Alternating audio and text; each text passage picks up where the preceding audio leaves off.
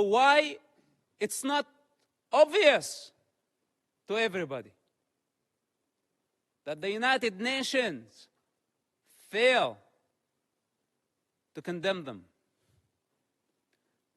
Bunch of rapists. This is what they are. Lower than animal consciousness. And someone who grew up in the Palestinian territory, I also speak on the authority of someone who has 10 years of experience in a counterterrorism of the Israeli intelligence. It took us 8 years to capture someone by name Ibrahim Hamid. This mass murderer. 8 years he hid in a small town of Ramallah, less than 20,000 people. It took us 8 years to capture him, while he was sending suicide bombers every other day. It was a big nightmare to capture him. And you know now what they are doing? Why the hostage situation that we have in Gaza? They want him. He's on the top of the list to be released.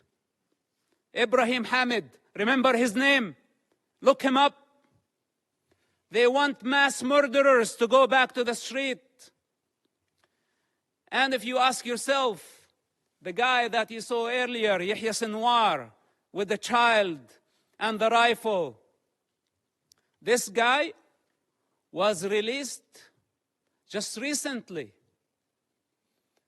part of the prisoner exchange with Israel. When Israel had to release more than 1,000 Hamas members to return one Israeli soldier back to his mother. And Hamas had a taste to that. So they thought this time they can go and bring 200 hostages and more.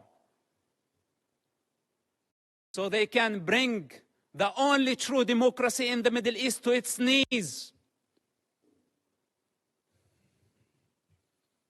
This is why it's a very brutal war. For those who are in the intelligence communities, they understand the significance of this.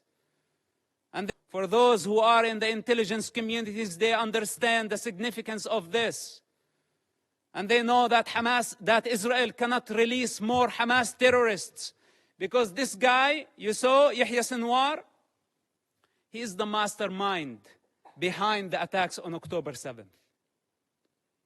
And how can Israel afford, or how can any of you validate or prove the release of mass murderers back to the street so they can carry a lot more terrorist attacks and hijack an entire society, use hundreds of thousands of people as human shields?